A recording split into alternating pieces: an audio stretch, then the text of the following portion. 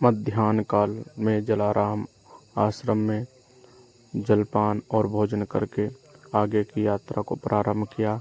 अब हमें सुखदेव तीर्थ जाना है, जो करजन नदी है, जो कर्ण ने बाढ़ से उत्पन्न किया था।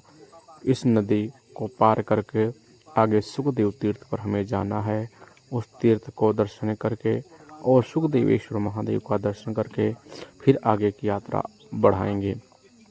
तो इन दुर्गम पहाड़ों को, इन जंगली राहों को पार करते हुए सुखदेव तीर्थ हम पहुँचेंगे और ऐसे रास्तों से होते हुए निकल रहे हैं। आप देख सकते हैं नर्मदे। इन दुर्गम मार्गों को तय करते हुए ये आ चुके हैं हम लोग करजल नदी के पास, जिसको कर्ण ने बाढ़ मार के उत्पन्न किया था। कहते हैं स्नान दान करने से व्यक्ति कर्ज मुक्त हो जाता है। ठीक है, हमारे साथी पार उतर चुके हैं और इधर है नर्मदा के तट पर स्थित यह करजन नदी माँ भगवती नर्मदा में आकर के यहाँ मिलती है। करजन नदी और यहाँ संगम भी होता है। इस संगम का करजन और माँ नर्मदा का संगम होता है। इस संगम में स्नान करने से, दान करने से, जप करने से, तप करने से शूर पुत्र कर्ण के समान यश, कीर्ति, वैभव का विस्तार होता है। दान ऐश्वर्य की कीर्ति बढ़ जाती है और ऐश्वर्य का प्राप्त हो जाता है। इस करजन नदी का दर्शन करने से, संगम का दर्शन करने से जीव आयु आरोग्यता को प्राप्त कर लेता है। नर्मदे हर। यह मां नर्मदा और कर्ण के बाढ़ के द्वारा उत्पन्न नदी करजन दोनों का संगम हो रहा है। देखिए, बहुत ही सुंदर। और मां नर्मदा के तटों से चलते हुए, किनारे चलते हुए और हम भगवान सूर्य शुकदेव तीर्थ पर जा रहे हैं, जहाँ से शुकदेव ने महादेव की स्थापना करके तपस्या किया था। उस तीर्थ पर पहुँचते हैं और मार्ग बड़ा सुंदर है। यहाँ पर पक्षी देखिए कैसे घूम रहे हैं। इस मार्ग को देख करके, इतना हरा भरा देख करके मन बहुत ही प्रसन्न और बहुत ही आनंद होता है। ऐसे दृश्य को देखिए, कुछ महाराज जी आगे आगे चल रहे हैं, पक्षी उड़ रहे हैं। नर्मदे हर। और हम लोग सुखदेव तीर्थ पहुँच चुके हैं। ये प्राचीन शिव रखे हुए थे। हमने सोचा आप लोगों को दर्शन करा दे। ये देखिए घंटियाँ कितने प्राचीनता को प्रदर्शित कर रहे हैं और जो ऊपर लगे हुए हैं ये शायद तक योगिनीय हैं, जो प्राचीन समय में मंदिरों में निर्माण के समय होते थे।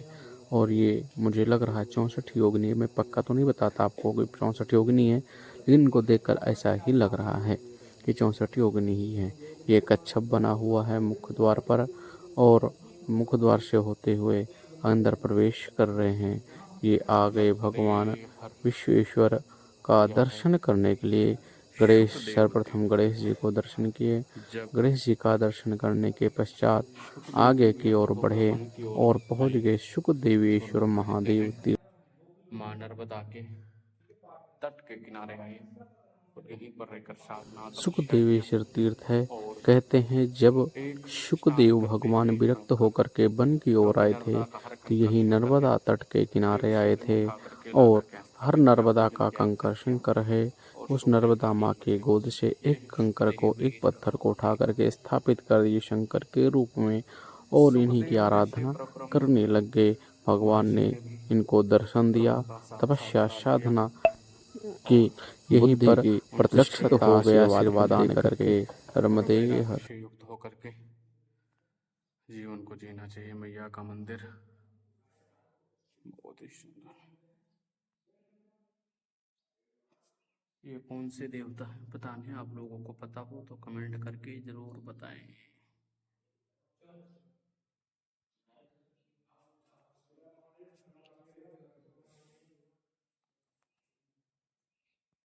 यह है सुखदेव तीर्थ।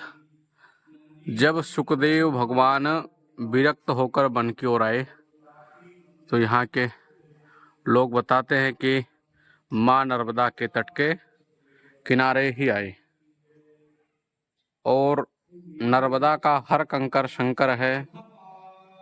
उस बात को स्वीकार करते हुए नर्मदा जी से कंकर को निकाले और शंकर के रूप में प्रतिष्ठित कर दिए। ये है और यहाँ पर पूजन अर्चन किया, साधना की, तपस्या की और ब्रह्म का साक्षात्कार भी किया। देखिए लहर लहर लहराए झंडा सुखदेव जी का। बाकी परिक्रमावासी गुजरात नर्मदा नदी के तट के किनारे पाटड़ा गांव में चंद्रकांतेश्वर महादेव, देखिए चंद्र के समान जिनकी आभा है वो है चंद्रकांतेश्वर महादेव भगवान। चंद्रमा मुक्ति, कलंक से मुक्ति पाने के लिए यहीं पे तपस्या किया, यहीं पर जब तप साधना किया था कलंक से मुक्ति पाई थी न। और चंद्रकांतेश्वर महादेव है